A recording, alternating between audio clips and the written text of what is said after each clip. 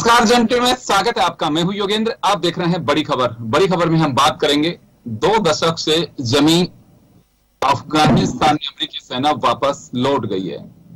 काफी सैन्य सामग्री वहां छोड़ करके चली गई है, जिसे हाथ में उठा करके कुछ तस्वीरें हम आपको दिखाएंगे जिसमें तालिबानी जश्न मना रहे हैं। कुछ लोग कह रहे हैं कि मुल्क आजाद हुआ, लेकिन आजादी तो तब होती है कि जब उस मुल्क के अपने लोग उन्हें गले लगाएं। लेकिन वहां के लोग तो कभी ईरान की ओर जा रहे हैं, कोई कहां जा रहा है, जिसको जहां शरण मिल रही वहीं जा रहे हैं। खैर चलिए, लेकिन कुछ मायने हैं। यूएन की सुरक्षा परिषद के हम इस वक्त चेयर जो कर रहे हैं वो भारत कर रहा है, और नीति जो है उसको लेकर के तालिबान के मामले में हर मुल्क अभी कोई जल्दबाजी नहीं करना चाहता, लेकिन स्टेप उठाना होगा। पाकिस्तान मदद की शर्तें इस नाते करता है कि वो भारत में अशांति फैला सके, उसका हमेशा यही रहा है। चाइना के अपने एजेंडे हैं, और भारत जो चाह रहा है कि तालिबान को अगर यूएन किसी भी तरह से अगर मान्यता देता भी है तो कंडीशंस वो नहीं होंगी जो वो चाहता है। विश्व बिरादरी तभी किसी को अपने हुकूमत के लिए ये कह सकते हैं कि कहीं पे भी आप कहें साझेदारी या फिर कहीं पे हेल्प या मान्यता तभी दी जा सकती है जब आप विश्व बिरादरी की दृष्टि से आप देखें। आप अपने एजेंडे पे नहीं चल सकते। खैर चलिए, लेकिन इसके क्या क्या मायने हो सकते हैं। अमेरिका की वापसी बिना किसी रिजल्ट में बिना किसी, इस वजह से कहूंगा कि जब 2 दशक से आप शांति स्थापित करने के लिए आपके दोस्तों के साथ में जब यहाँ पे इतने लंबे समय तक रहे, और क्या एजेंडा बिल्कुल नहीं था कि 73,000 लड़ाके आपको खदेड़ देंगे वापस। मैं खदेड़ना इस वजह से कह रहा हूं, अमेरिका बेशक ये कहना चाहता होगा कि नहीं, हम सकुशल गए और हम जब तक रहे जब तक कुछ नहीं हो पाया, लेकिन ये कहना बहुत मुश्किल है। अगर बाइडेन काबुल के एयरपोर्ट पे हुए धमाके के लिए कहते हैं कि हम ना भूलेंगे ना छोड़ेंगे, और उसके बाद में आईएस केपी के अगर कमांडर को धराशायी कर भी देते, मार भी गिराया, तो दूसरे पनप जाएंगे। सोल्यूशन नहीं हुआ। खैर चलिए, लेकिन हमारे साथ इस पूरे मुद्दे को लेकर के कुछ एक्सपर्ट्स जुड़े हुए हैं जो अपनी बात रखें। हमारे साथ भारतीय सेना के पूर्व लेफ्टिनेंट जनरल एसपीएस कटेवा साहब जुड़े हुए हैं, विदेश मामलों के जानकार प्रोफेसर डॉक्टर करोड़ी सिंह हमारे साथ जुड़े हुए हैं, और मुस्लिम बुद्धिजीवी सैयद असगर अली साहब हमारे साथ जुड़े हैं। सभी का स्वागत है।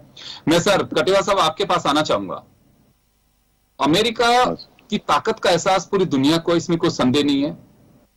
जो थोड़ी समझ भी रखता है वो देखता है, अच्छा अमेरिका वहां दे रहा है, अमेरिका का एजेंडा जरूर होता है। ये सबके अब समझ में भी आने लगा, चाहे अफगानिस्तान हो चाहे इराक हो, कहीं पे भी जाए। लेकिन उसकी उपस्थिति, उसके कमांडोज की उपस्थिति, उसकी सेना की उपस्थिति किसी को यह भी एहसास कराती है कि हाँ, किसी मजबूत मुल्क की छत्र छाया में हमें तो शायद महफूज होंगे।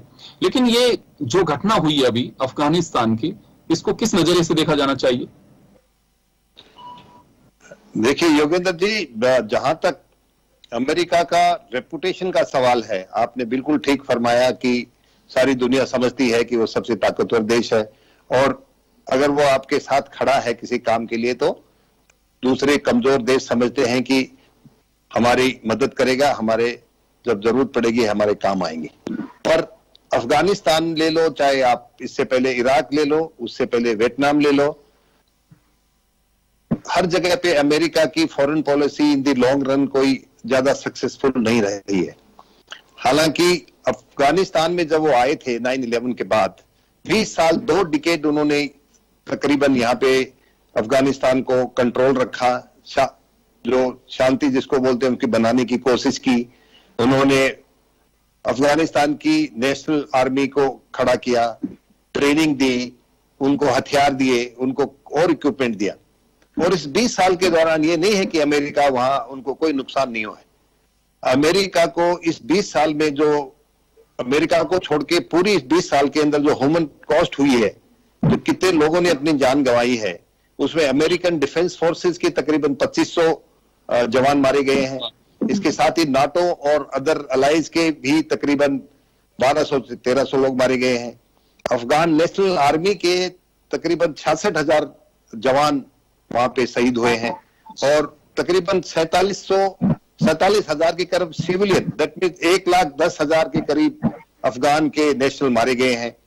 तालिबान के 50 से 51-52 हजार के करीब उनके भी एक्टिविस्ट मारे गए हैं और 70 से 75 के करीब जर्नलिस्ट मारे गए हैं जिनको दुनिया में कोई मारता नहीं है।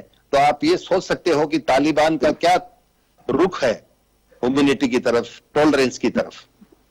इसके बावजूद इतने साल 20 साल रहने के बावजूद सडनली अमेरिका का ये इन्होंने पहले से डिसाइड कर रखा था, तालिबान के साथ उनकी बातचीत चल रही होगी जरूर कि कितनी तारीख को हम यहां से विड्रॉ करेंगे। पर इस विड्रॉल के साथ साथ उन्होंने ये इंश्योर करना था कि जो अफगानिस्तान की गवर्नमेंट है उसके हाथ मजबूत करने थे, उसकी सेना को गुरिल्ला वारफेयर सिखाना था, उसकी सेना को मोटिवेट करके तैयार करना था कि कल अफगानिस्तान पर कोई अगर भारी हमला करे या कोई ऐसी ताकत, गैर सरकारी ताकत जो तालिबान अपने आप को बोलता है, वो अगर देश में हल्ला मतलब दखल अंदाजी करे या गद्दी हथियाने की कोशिश करे तो वो उसका मुकाबला कर सके।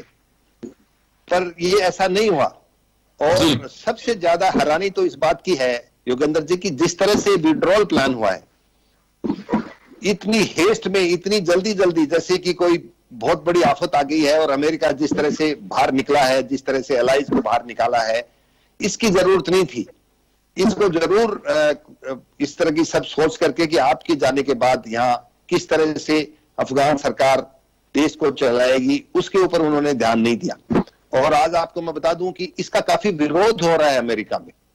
आज ही जो वहां पे फ्लैग ऑफिसर्स की यूनियन है अमेरिका में, यूएस में जो रिटायर्ड फ्लैग ऑफिसर्स हैं, सीनियर ऑफिसर्स, आज उन्होंने मांग की है कि इस हेस्टी डिसीजन, इस हेस्टी विड्रॉल के कारण आज अमेरिका का नाम दुनिया में खराब हुआ है, अमेरिका की साख खराब हुई है। और उन्होंने डिफेंस सेक्रेटरी जो कि हमारे इक्विवेलेंट होता है डिफेंस मिनिस्टर के, और जो चीफ ऑफ जॉइंट स्टाफ है, जो सीनियर मोस्ट डिफेंस ऑफिसर है, उन दोनों का इस्तीफा मांगा है कि अकाउंटेबिलिटी होनी चाहिए, क्योंकि यही दोनों लोग हैं जिन्होंने राष्ट्रपति को इस चीज की एडवाइस दी होगी। जो कमांडर इन चीफ है अमेरिका के राष्ट्रपति, एडवाइस दी। मैं वापस लौटूंगा आपके पास में, मैं असगर साहब के पास जाना चाहूंगा। असगर अली साहब, मैं आपसे एक बात जानना चाहूंगा। तालिबान का यह कहना है कि इस्लामिक जो हमारा शरिया कानून जो है, हम उसके तहत में हमारा गवर्न करेंगे सिस्टम को। कुछ छूट दिया कि महिलाएं अलग बैठेंगी कमरों में, चले उनको पढ़ने की, खेलने की आजादी नहीं होगी, बहुत सारी चीजें बंदिशों के तहत दी गई हैं। यहां इस्लाम कट्टरपंथ के नाम पर, चाहे कर्नाटक हो, चाहे जम्मू कश्मीर हो या केरल हो, खुफिया रिपोर्ट्स के अनुसार भारत से भी कुछ लोग वहां पे गए हुए हैं। पाकिस्तान के कई लड़ाके जो हैं कट्टरपंथी के नाम पर जाने जाते हैं, वो लोग हैं। तालिबान को लगता है कि मुस्लिम कंट्री जो है वो उनका समर्थन करेंगे, लेकिन अभी तक किसी ने समर्थन दिया नहीं है पाकिस्तान को छोड़ करके। क्या मानना आपको कि क्या वास्तव में ये सॉफ्ट हिट करके या सॉफ्ट कॉर्नर खेल करके और मुस्लिम युवाओं को गुमराह करके अपनी ओर खींचने की कोशिश कर रहा है? तो आप एज एक मुस्लिम बुद्धिजीवी, मैं आपसे जानना चाहूंगा कि इस कदम को आप किस तरह से देखते हैं? देखिए सर, एक तो ये बात कहना कि तालिबान जो है वो इस्लामिक शरीयत को लागू करना चाहते हैं या उसको फॉलो कर रहे हैं, ये सरासर गलत होगा और बहुत जल्दबाजी में कह दिया जाएगा।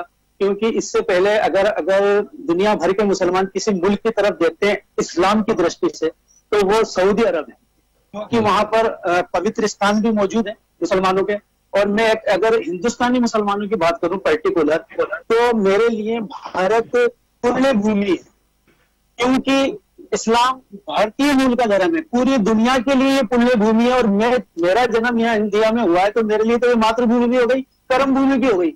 ये बात पूरी दुनिया के मुसलमानों को समझना जरूरी है, क्योंकि आदम यहीं पैदा हुए थे। चलिए ये हिस्ट्री की बात है, फिर कभी हम इस पर बात कर लेंगे, लेकिन अभी इस वक्त हम बात करें तो ये तालिबान ने ये चाहा कि हम 20 साल तक जो इनका राज रहा, अमेरिका ने जो अभी जनरल साहब भी कह रहे थे कि पूरी एक फोर्स तैयार की, लेकिन यहाँ ये देखना होगा कि इस फोर्स ने इतनी जल्दबाजी की है कि वो फोर्स खुद विड्रॉ कर चुकी, खुद सरेंडर कर चुकी। अमेरिका के जाने से पहले ही वो लोग, यानी कि गोया कि हम कह सकते हैं कि अफगानिस्तान के राष्ट्रपति वहां से चले गए।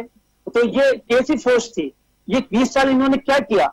ये हम समझ सकते हैं कि हो सकता है कि सो कॉल्ड इस्लाम के नाम पर उन्होंने नारे दिए हैं, और आप बता रहे हैं कि कुछ लोग इंडिया से भी गए हैं और दुनिया भर से लोग गए हों, ठीक है गए हों, लेकिन ये जो होते हैं ये खास लड़ाकू नहीं होते हैं, ये इनको कोई ट्रेनिंग तो होती नहीं है। लेकिन जहां उनका एक मुकाबला था, एक जिसे हम कह सकते हैं बहुत अच्छी उनके पास टेक्नोलॉजी थी अमेरिका की, 20 साल तक इन्होंने किया क्या, यानी कि हमें भी धोखे में रखा, हमें दरअसल भारत को भी धोखे में रखा उन्होंने।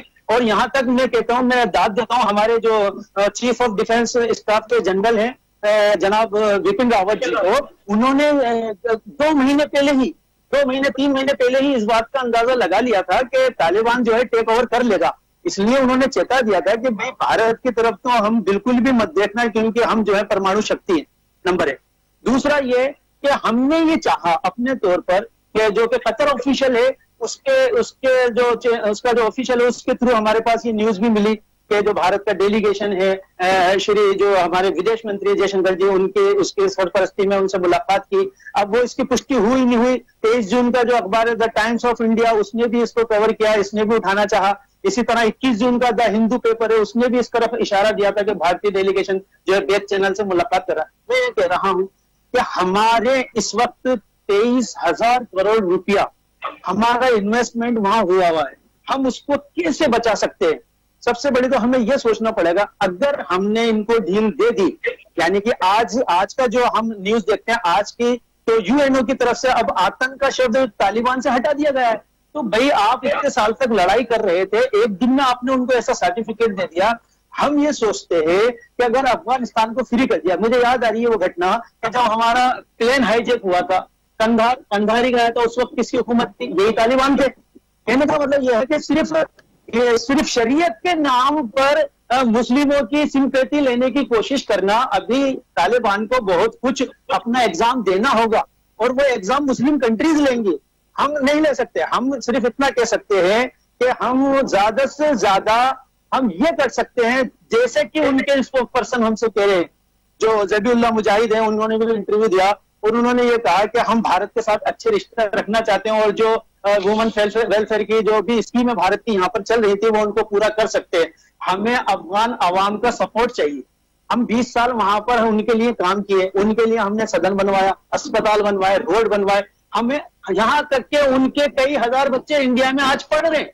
यहाँ तक हमने किया कि जो बच्चे बच्चियां वहां से आना नहीं चाहते थे, खासकर गर्ल्स के लिए, तो इंडिया ने यहाँ तक उनको सपोर्ट किया कि अगर कोई शादीशुदा है तो उसके हस्बैंड को भी हमने स्कॉलरशिप दी, अगर कोई भाई के साथ आना चाहती है तो उसके भाई को भी हमने स्कॉलरशिप दी। हम अब जब एक इलेक्टेड सरकार वहां से अपदस्थ हो गई, अपदस्थ इसलिए हो गई कि ये अंदर का मिली भगत थी, जैसा कि जनरल सर ने भी इशारा दिया कि अमेरिका एक दिन में तो सब चीजें जान सकता, और आपको हैरानी होगी कि वो एक दिन पहले चला गया, डेडलाइन 31 अगस्त की भी वो कल ही चले गए, लास्ट प्लान अगर रात को रवाना हो गया। तो मैं ये कहना चाहता हूं कि हमें अंधेरे में छोड़कर इन्होंने ये काम किया, तो ये अमेरिका की वाकई पूरी दुनिया के अंदर वो हुई है, और अफगानिस्तान को के अंदर जो तालिबान जिन्होंने इसको अपना चलिए असगर साहब, आपके बहुत अच्छे अल्फाज हैं आपके, मैं लेकिन मेरा जो सवाल वो ये है कि वो शरिया के नाम पर और जो मुस्लिम युवाओं को गुमराह करने की कोशिश कर सकता है, क्योंकि अपनी फौज, क्योंकि देखिए तालिबान को वो बिल्कुल पहले कुछ साल तक शासन किया, लेकिन बीच का जो गैप रहा उसके बाद में ये लग रहा था कि तालिबान को एक बार साबित करना होगा। आप भी जैसे कह रहे हैं कि हाँ वास्तव में वो एक डेमोक्रेटिक गवर्नमेंट की तरह वहां गवर्न कर सकता है, ये भी उसकी परीक्षा की घड़ी बाकी है। लेकिन मैं ये जानना चाहूंगा कि जो रिपोर्ट्स आ रही हैं केरल, कर्नाटक, जम्मू कश्मीर वगैरह कई जगह से, ऐसी हाल ही में भी एक तालिबान की खुफिया रिपोर्ट भी अभी खुलासा हुआ, जिसमें सोशल मीडिया के जरिए तालिबान अपने पास बुलाने की पहले भी पहल कर चुका, ISIS के साथ में कुछ इस तरह की स्थितियां बनाने की बात भी बीच में निकल करके। मैं वहां ये जानना चाहूंगा कि उन मुस्लिम युवाओं से आप क्या कहना चाहेंगे, क्या तालिबान ही एक ये कह सकते हैं? एक चीज तो मैं बताऊं योगेंद्र सर, जहां तक मुझे याद पड़ता है तालिबान का ऐसा कोई कॉल अभी तक सुना नहीं मैंने। हाँ, ISIS के हवाले से बगदादी के टाइम पे इस तरह के कोई कॉल आए, बहुत से लोग गए, अरेस्ट भी हुए, काफी लोग अभी टाटा के तहत जेलों में भी बंद हैं। लेकिन मैं ये कहना चाहता हूं कि भारतीय मुस्लिम, खास करके भारतीय मुस्लिम को अगर इस्लाम के हिसाब से किसी मुल्क की तरफ देखना है तो वो सिर्फ सऊदी अरब है, जिससे हमारे बहुत अच्छे रिश्ते हैं, और उनके हम जा सकते हैं, आ सकते हैं एज ए हज के लिए, क्योंकि हमारे वहां मुकद्दस मुकामात हैं। इसके अलावा भारतीय मुसलमान को कहीं जाने की कोई जरूरत नहीं है, और ना ही ये इस्लामिक अमीरात स्टेट अफगानिस्तान नाम रख देने से ये इस्लामिक मुल्क हो जाता है, और ना ही इनके अभी तो शरीयत में भी ऐसी कोई पाबंदियां तो है नहीं। शरीयत जो देती है आपको, उसके अंदर ऐसी कोई पाबंदियां नहीं है, जैसा कि ये बताते हैं या जैसा कि इन्होंने किया पिछले 20 साल पहले जो किया, अमेरिका वहां पहुंचा, अपना एजेंडा बनाया हुआ है। जी चलिए, समय कम है, करोड़ सिंह जी के पास में जाना चाहूंगा एक बार। सर एक लफ्ज में और कह दूं कि जिससे उन्होंने टुक ओवर किया था अमेरिका ने, उन्हीं को टेक ऑफ करके आ गए। ये बहुत बड़ी निंदा की बात। खैर बहरहाल आप डॉक्टर साहब से बात कीजिए। जी सिंह साहब आपके पास आना चाहूंगा, करोड़ सिंह जी। अगर हम देखिए, समय थोड़ा कम है क्योंकि एजेंडा काफी महत्वपूर्ण है, आपसे बात करना जो बहुत जरूरी होगा। अमेरिका की वापसी, उसके बाद क्या वास्तव में दुनिया को, मुल्कों को कुछ सोचना होगा, या फिर बाइडेन से कुछ अभी भी उम्मीद की जा सकती है कि हाँ वो अभी वहां सेना को बुलाने के बाद भी कुछ, क्योंकि बहुत सारी चीजें वहां छोड़ी गई हैं। अब वो वेपन्स, असला जो वहां छोड़ के आए वो कितना काम आएगा नहीं आएगा। उन्होंने अपने प्लेन्स तक वहां पे छोड़ करके चल दिए। कुछ रिपोर्ट्स आ रही है कि उन्होंने ऐसे उनको अनफिट कर दिया है वेपन्स को, उनके कोई काम के रहेंगे नहीं। लेकिन आपने अगर स्क्रैप भी छोड़े तो वहां करोड़ों रुपए की चीजें आप छोड़ करके, अरबों रुपए की चीजें छोड़ करके आप रवाना हो रहे हो। जैसे अभी लेफ्टिनेंट जनरल साहब ने भी सवाल उठाया कि ऐसी क्या आफत आ गई थी जैसे तुरंत छोड़ के भाग लो यहाँ से, चीजें भी नहीं छोड़ करके चले गए। तो ये कुछ परिदृश्य बदलेगा इसका, या फिर वास्तव में अमेरिका ही बैकफुट पे आ गया तो अब दुनिया को सोचने की आवश्यकता नहीं है, तो तालिबान को मान्यता देना ही ज्यादा बेहतर है? देखिए योगेंद्र जी, ये आज की बात नहीं। अमेरिका में ऐसा नहीं, बाइडेन ने डिसीजन लिया है। ट्रंप के टाइम में 1.5 साल पहले पीस एग्रीमेंट हुआ था दोहा में, तो उसमें तीन बातें स्पष्ट रूप से थी। अमेरिका ने कमिटमेंट किया था कि वो इस्लामिक अमीरात ऑफ अफगानिस्तान को मान्यता देंगे, नाम के लिए यूएनओ से मान्यता दिलवाएंगे, और उसके बदले तालिबान हिंसा को छोड़ेंगे, आतंकवादी गतिविधियों को प्रोत्साहन नहीं देंगे, और जो आतंकवादी संगठन है उनसे संबंध नहीं रखने, समाप्त करेंगे। ये एग्रीमेंट का पार्ट था, दोनों ने एग्रीमेंट किया था। तो इसलिए ये केवल बाइडेन को कहना कि अमेरिका ने ये डिसाइड कर लिया था कि अफगानिस्तान से हमें विड्रॉ करना है, उसके आर्थिक कारण हो सकते हैं, उसके बहुत से इंसान लोग मर गए थे अमेरिका से, अमेरिका में विरोध हो रहा था, कोई भी कारण है। लेकिन ये सब जो स्थिति बनी है, ये दुनिया के लिए या विश्व समुदाय के लिए बहुत से लेसन छोड़ के जाता है। और वो लेसन ये है कि दुनिया का छोटे से छोटा देश भी हो, उसकी भी अपनी डिग्निटी है, अपनी फ्रीडम है, अपनी सॉवरेनिटी है। बाहर का देश कितना भी ताकतवर हो, इंटरफेरेंस नहीं करे। तो अगर इंटरफेरेंस करेगा तो उसके दुष्परिणाम निकलेंगे। अब तालिबान का बिहेवियर देखिए, हर इंसान अपने अनुभव से वक्त के साथ कुछ सीखता है, व्यवहार बदलता है, विचारधारा बदलता है। तो तालिबान को हम आज से 2 दशक पहले के या 2.5 दशक पहले का तालिबान माने, ये हम उनके साथ न्याय नहीं कर। तालिबान बदला है। तालिबान ने बार बार कहा है कि हमारे को बदनाम करने की साजिश की जा रही है, हमारे विरुद्ध प्रोपेगेंडा हो रहा है कि हम आतंकवादी गतिविधियों को प्रोत्साहन देंगे, हम इंक्लूसिव सरकार बनाएंगे। ये उन्होंने बार बार कहा है। महिलाओं को हम पढ़ना अलाउ करेंगे, ऑफिस जाना अलाउ करेंगे। तो तालिबान ने अभी ऑफिशियली कोई ऐसा रेस्ट्रिक्शन की बात नहीं की है, लेकिन हम हमारे पिछले अनुभव के आधार पर तालिबान की उसी प्रिज्म में देख रहे हैं। जी योगेंद्र जी, सिंह साहब आपके पास आना चाहूंगा।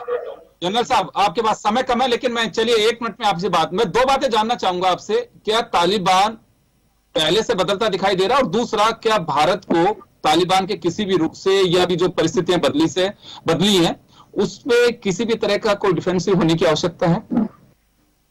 देखिए, सबसे पहले तो तालिबान में अगर कोई बदलाव नजर आता है योगेंद्र जी, तो जिस तरह से वहां की नागरिक 4 करोड़ की पॉपुलेशन वाला देश छोड़ के ऐसे भाग रहे हैं, ईरान में घुसने की कोशिश कर रहे हैं रेफ्यूजीज, पाकिस्तान में रोज 20,000 से ज्यादा नागरिक, बच्चे, लेडीज और हर एक आदमी वहां से देश को छोड़ के जाना चाहता है। उस देश की आप हालत समझ सकते हो उन नागरिक की, उनको कितना खौफ है तालिबान से कि उस 73,000 आदमी हैं उनके, उतने ही उनके सिंपैथाइजर होंगे।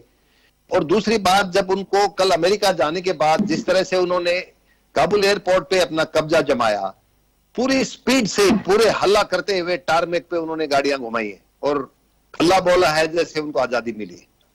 तो मुझे लगता नहीं कि तालिबान कुछ वहां कर पाएगा। और साथ जब अभी ISK जो तालिबान के साथ बनती नहीं है, आपने देखा है कि उनको फ्रीडम मिल जाएगी और अभी धमाके और ज्यादा बढ़ेंगे। और जो वहां का सर, भारत के परिप्रेक्ष्य में समय कम है सर, एक मैं भारत के परिप्रेक्ष्य में बात जानना चाहूंगा। अभी भारत का जो स्टेप है कि वेट एंड वॉच, सही दिशा में चल रहे हैं?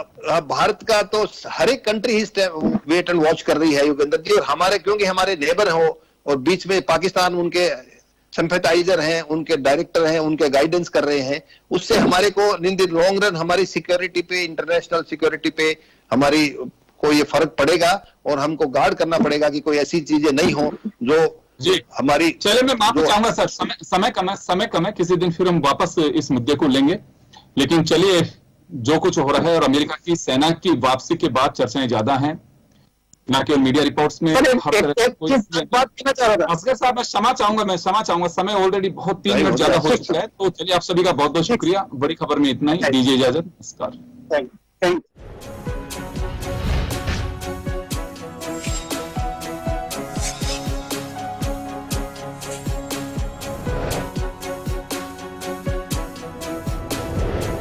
जन टीवी की लेटेस्ट अपडेट पाने के लिए हमारे चैनल को जरूर सब्सक्राइब करें और नोटिफिकेशन पाने के लिए बेल आइकॉन दबाएं।